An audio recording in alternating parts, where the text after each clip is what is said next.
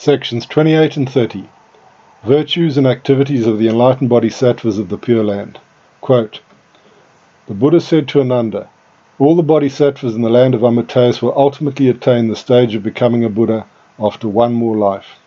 Accepted are those who have made original vows for the sake of sentient beings, resolving to cultivate the merit of realizing their great vows to save all sentient beings. End quote. This fragment is clearly related to the 22nd vow, which I have already explained in the chapter dedicated to the 48 vows. So I ask you to read those explanations very carefully. Basically, it means, as I explained there, and in chapter 2 of this book, that once we attain Buddhahood in the Pure Land, we act as Buddhas who manifest as Bodhisattvas.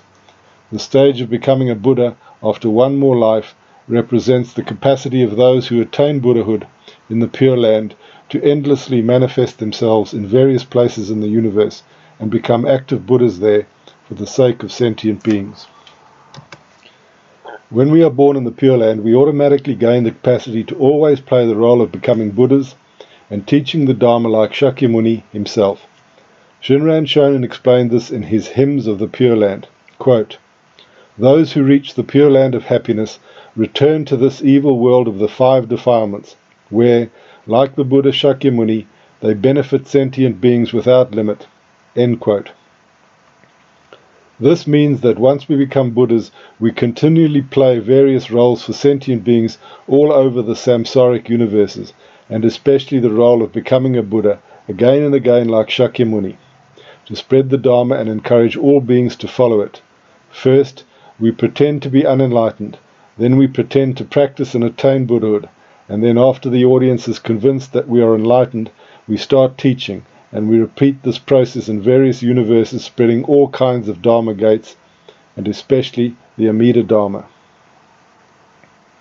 It is important to understand that Buddhas just pretend to disappear into supreme nirvana, or parinirvana, at the end of one of their physical bodies in a certain world, but in fact, they continually manifest for the sake of saving sentient beings. So those who ultimately attain the stage of becoming a Buddha after one more life, and those who have made original vows for the sake of sentient beings, resolving to cultivate the merit of realizing their great vows to save all sentient beings, may appear to be two distinct categories of beings born in the Pure Land, but in fact they are the same. The original vows are none other than the 4 Bodhisattva vows, namely, 1. No matter how perfect a Buddha would be, I vow to become like him. No matter how profound the Dharma or the teaching would be, I vow to fully understand it all. 3. No matter how numerous the passions would be, I vow to conquer them all. And 4. No matter how numerous the beings would be, I vow to save them all. Thus, one who actually becomes a Buddha, the first vow, will clearly save all beings, the 4th vow. So there can be no distinction between becoming a Buddha and keeping one's original vows. A Buddha only puts on a show of disappearing into complete nirvana after some time of teaching in a certain world, as Shakyamuni did in our world, in order to make us appreciate the time when he is visible to us, and to make us aware of impermanence and the need to not spend our lives in vain. But in reality, he has never disappeared, and always guides beings here and in other universes at the same time. We ourselves will be like him when we attain Buddhahood in the Pure Land. We will constantly go to various places in samsara where we put on the show of being born as unenlightened beings, practice, then attain enlightenment and teach the Dharma. But in reality, we will never leave the sphere of Buddhahood and the enlightened place of the Pure Land. This is exactly how any great Bodhisattvas of the Pure Land, who are in fact Buddhas who manifest as Bodhisattvas, behave, including the most famous of all, Avalokiteshvara and Mahasattva. Shakyamuni explained, quote, Ananda, each Shravaka in the Buddha land of Amidaji emits a light for 1 fathom around his body. The light of a Bodhisattva shines 100 yojanas. There are 2 Bodhisattvas who are the most dignified. Their majestic light reaches everywhere in the universe of 1,000 million worlds. Ananda asked, what are the names of those 2 Bodhisattvas? The Buddha replied, one is called Avalokiteshvara and the other Mahasattva. They had both performed bodhisattva practices in this world and, at the end of their lives, were born by transformation in that Buddha land. End quote. First of all, the term Shravaka may be mentioned here, in relation to the enlightened residents of the Pure Land who are only at the beginning of their career of saving sentient beings because they have just arrived there. Perhaps this is why their light is not described as so powerful as those who are older than them and whose light shines 100 yojanas, or like Avalokiteshvara and Mahasatmaprapta were the most dignified, and whose majestic light reaches everywhere in the universe of 1,000 million worlds. Being the oldest bodhisattvas and saving sentient beings everywhere since immemorial times, they are described in a more exalted way. The practices those two great bodhisattvas performed are not just something of the past, and their staying in the Pure Land is not fixed. In the exact same time, they are in the Pure Land as the most exalted bodhisattvas there, and in various places of the samsaric universes, teaching like Shakyamuni or helping beings in various ways and forms. The end of their lives means only the end of the state prior to attaining perfect enlightenment or Buddhahood, but not a permanent end of their compassionate activities or their various manifestations outside of the Pure Land for the sake of saving and guiding unenlightened beings. Thus, while having access to ultimate Dharmakaya or Buddha nature, they stay in the Pure Land in their Sambhogakaya form, and also manifest infinite Nirmanakayas, or transformation adaptation bodies, to help all beings. It is extremely important to know that the way Avalokiteshvara and Mahasatmaprapta help all beings is not something only they can do, but also what we will do upon birth in the Pure Land and attaining perfect enlightenment there. As Buddhas who manifest as bodhisattvas, all who are born in the Pure Land through the gate of the primal vow will have access to the same ultimate Dharmakaya, that is Buddha nature, as Amida, Avalokiteshvara, Mahasatmaprapta, and all enlightened beings, dwell forever in Sambhogakaya form in the Pure Land, and also manifest infinite Nirmanakayas, or transformation adaptation bodies, everywhere in the samsaric universes to help all beings. They will have the marks of Buddhas. Quote, the sentient beings born there all fully possess the 32 physical characteristics of a great being, as well as perfect wisdom with which they penetrate deeply into the nature of all dharmas and reach their subtle essence. End quote.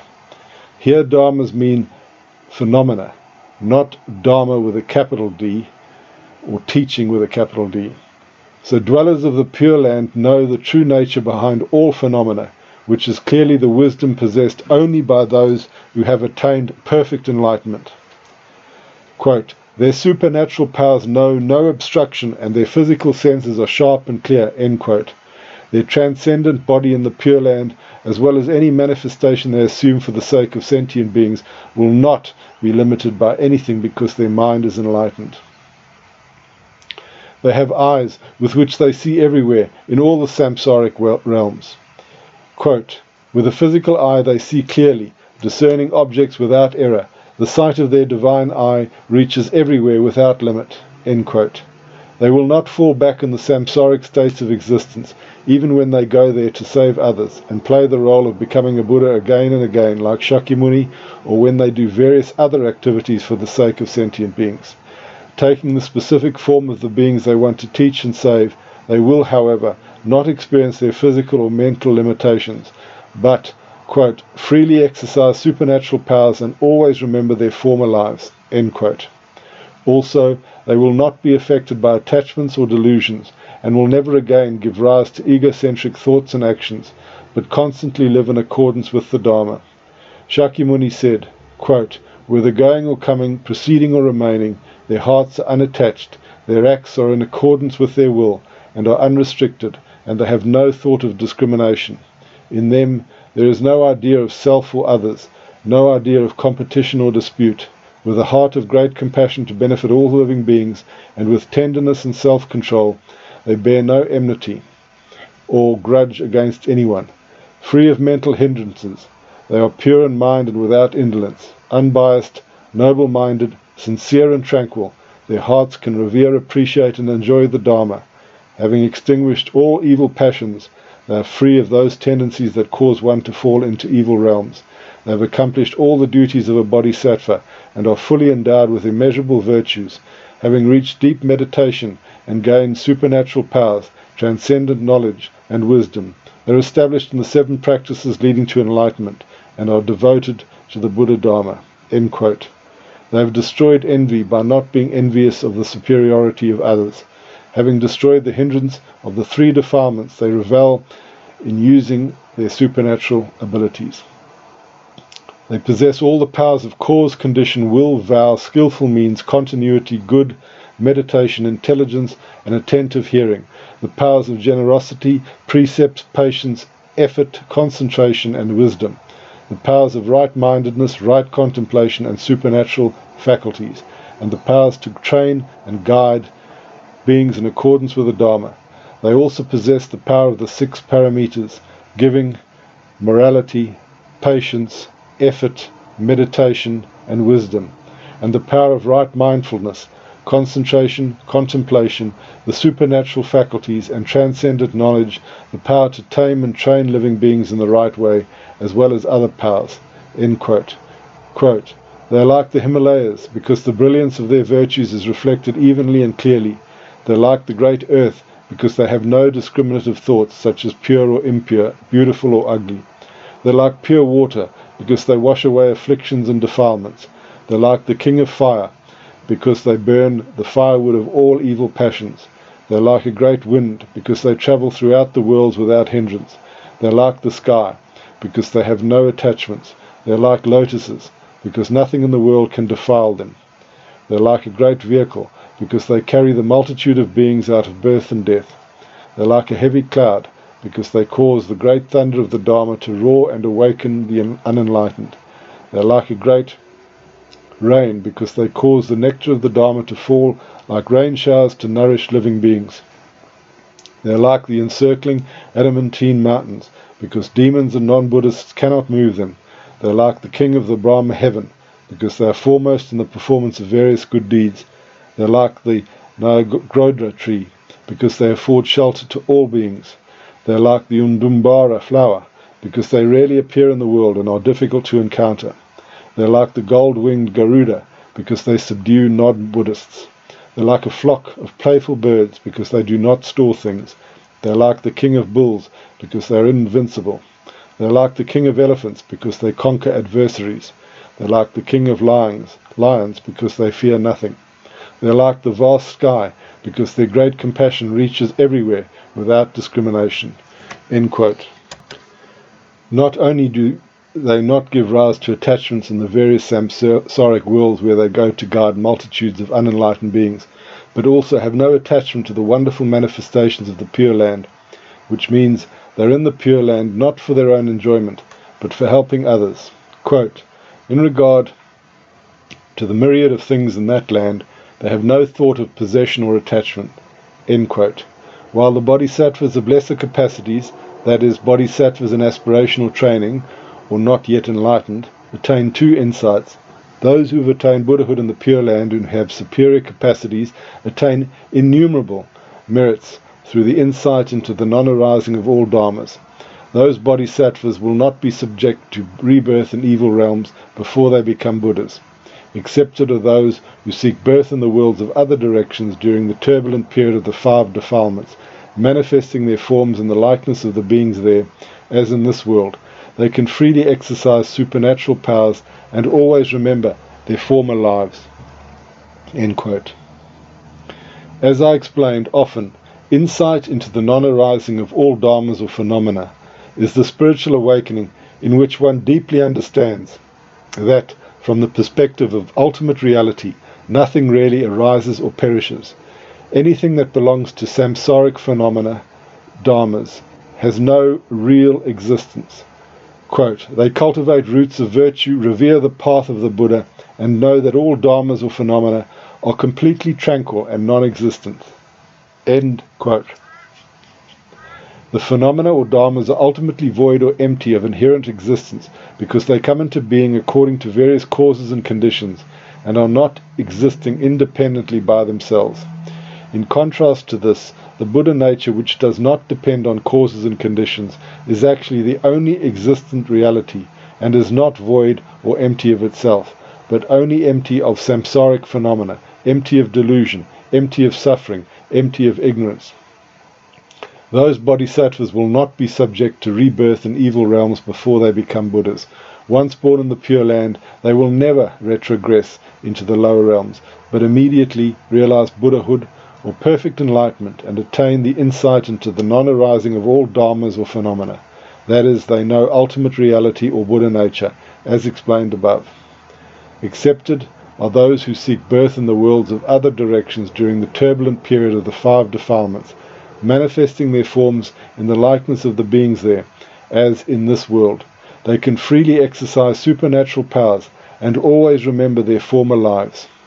Those who attain Buddhahood or perfect enlightenment in the Pure Land will go to various samsaric planes of existence, manifesting the form of beings living there and guiding them in the Dharma.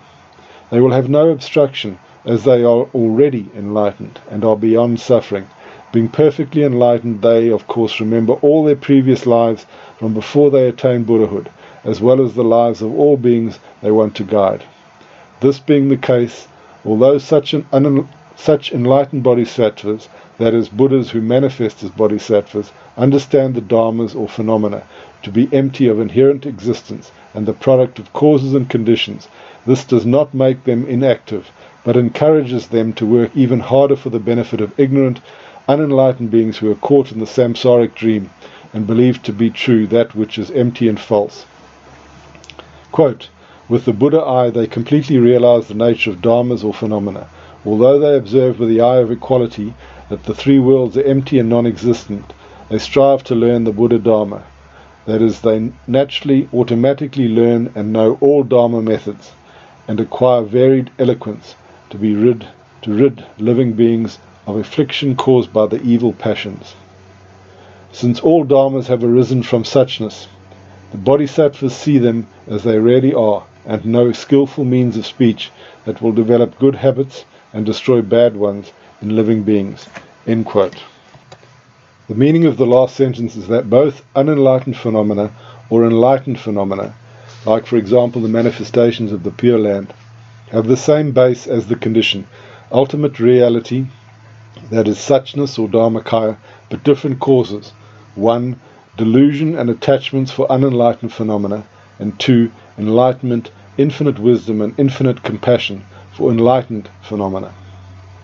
Being masters of phenomena or dharmas, these enlightened bodhisattvas know exactly what to say and what to do to guide beings in the various dharma gates, which they naturally, automatically learn and know. Quote, with the Dharma eye, they observe and know thoroughly the teachings of the way. With the wisdom eye, they see truth and attain the other shore. End quote. They attain Buddhahood or the other shore of nirvana. They are not subject to karma and have no blind passions. Quote, their samsaric bodies and evil passions have been extinguished together with their remaining karmic tendencies. End quote. Having no attachments, no ignorance, and no blind passions, they automatically have no worldly or spiritual fear. This is because the Dharma liberated them. Quote, when they hear the profound Dharma, their minds are free of doubt and fear. End quote. They have infinite wisdom and infinite compassion, which only Buddhas have, knowing all Dharma methods and being active in the liberation of all sentient beings. Quote, they're always able to cultivate great compassion, which is deep and subtle, embracing everything like the sky, and bearing all like the earth. Having reached the end of the single path, they have gone to the other shore. Since they have cut the net of doubt, wisdom arises in their minds. Within the Buddha Dharma, there is nothing that they do not comprehend. Their wisdom is like the ocean, and their samadhi is like the king of mountains. The light of their wisdom, being brilliant and pure, outshines the sun and moon. They are in complete possession of the pure, undefiled Dharma. End quote. When they use language, whatever words they say, their motivation is only to guide beings to the Dharma. Quote, they dislike secular talk, enjoying only right discourse on the Dharma. End quote. Knowing the exact capacities of beings and what these can or cannot understand yet, they are the best teachers and have the best teaching methods. Quote, the Buddha said to Ananda, the bodhisattvas born in the Buddha land expound the right Dharma whenever appropriate, and because they are in accord with the wisdom of enlightenment, their expositions are infallible and free of error. With unhindered wisdom, they expound the Dharma to others. With single-heartedness, they seek the Dharma tirelessly, always desiring to expound the doctrine. They never grow weary. Striking Dharma drums and hoisting Dharma banners, they cause the sun of wisdom to shine forth and dissipate the darkness of ignorance. They perform the 6 acts of accord and respect, and always provide others with the gift of the Dharma. Strong-willed and diligent, their determination never falters. Thus they become lamps for the world, and fields of supreme merit. They always become teachers and harbour no thought of discrimination, aversion, or attachment. They seek only the right path, finding neither joy nor sorrow in other matters. They extract thorns of passion and give peace of mind to multitudes of beings. Because of their merit and wisdom, there is no one who does not revere them." End quote. I repeat, as this is extremely important, the above qualities described and attributed to the enlightened bodhisattvas of the Pure Land will be ours when we will be born there after death and attain perfect enlightenment, thus starting our endless career of active Buddhas or Buddhas who manifest as bodhisattvas for the sake of sentient beings. As Shakyamuni said, the qualities described by him in the larger sutra are only a small part of what we will be like when we go to the Pure Land. Quote, "Ananda, bodhisattvas of that land have innumerable virtues such as these, of which I have given you only an outline. If I were to expound them in full detail, 1,000 million kalpas would not be long enough to do so." End quote. All those born in the Pure Land through the gate of the primal vow attained this birth and perfect enlightenment through the power of Amida. Also, all the supernatural capacities they receive as enlightened bodhisattvas, that is, Buddhas who manifest as bodhisattvas, are also ultimately due to the power of Amida. This includes traveling to other worlds and paying homage to various Buddhas who turn the wheel of Dharma there. Quote, "By the Buddha's power, bodhisattvas of that land go to innumerable worlds of the 10 directions in as short a time as it takes to eat a meal, in order to pay homage and make offerings to the Buddhas and world-honored ones. If those bodhisattvas so wish, countless and innumerable offerings such as flowers, incense, music, silken canopies, and banners spontaneously appear before them as soon as they are imagined. They are rare and marvelous, unlike anything in this world. They are accordingly offered to the assemblies of Buddhas, bodhisattvas, and Shravakas. The flowers remain in the sky and gather into canopies. Their brilliance is dazzling, and their fragrance pervades everywhere. The flower canopies range in size from those of 400 li in circumference up to those large enough to cover the universe of 1,000 million worlds. As new flower canopies appear, old ones disappear. These bodhisattvas all rejoice together, and while poised in mid-air, play heavenly music and praise the virtues of the Buddhas with hymns accompanied by wonderful sounds. They listen to the Dharma and attain immeasurable joy. After thus worshipping the Buddhas, they quickly return home to the Pure Land before their meal." End quote. Why do we go to innumerable worlds to make offerings to the Buddhas living there, after we ourselves attain Buddhahood? Because in different ways and using various skillful means, all Buddhas protected us and guided us towards Amida. As Shinran said, quote, "Shakyamuni and all the other Buddhas are truly our compassionate father and mother. With various compassionate means, they lead us to awaken supreme Shinjin that is true and real. Shinjin, or faith, is bestowed through the compassionate means of Shakyamuni, Amida, and all the Buddhas in the 10 quarters. The true and fundamental intent for which all the Buddhas past, present, and future appear in this world is solely to teach the inconceivable vow of Amida." End quote. Thus, upon attaining enlightenment in the Pure Land, we will naturally wish to say thank you to each one of them in particular. There are 3 important footnotes to this section. The first important footnote refers to the fact that, of course, after we attain enlightenment in the Pure Land, we may choose to help beings in other ways than playing the role of becoming a Buddha, or we may actually apply multiple ways in the same time. For example, one can play the role of Shakyamuni in one universe and manifest as something else in another universe, without even moving from the Pure Land. Multiple roles, methods, and manifestations can be used to help others by those who are born in the Pure Land through the gate of faith, that is, the gate of the primal vow. hence the word accepted, which indicates more than one method of helping beings, but all these methods are in accordance with the original Bodhisattva vows. The second important footnote refers to the fact that, as already explained by Josho, the wonderful manifestations of the Pure Land are expressions of enlightenment, and unlike samsaric manifestations, they do not lead to attachment. The third and final important footnote in this section refers to the passage, "The phenomena or dharmas are ultimately void or empty of inherent existence, because they come into being according to various causes and conditions, and are not existing independently by themselves. In contrast to this, the Buddha nature, which does not depend on causes and conditions, is actually the only existent reality, and is not void or empty of itself, but only empty of samsaric phenomena, empty of delusion, empty of suffering, empty of ignorance." Such a teaching is present in many Mahayana sutras, like Mahayana Mahaparinirvana Sutra, Tathagata Garbha Sutra, Sutra of the Great Dharma Drum, Shamala's Lion Roar Sutra, Angulimala Sutra, etc.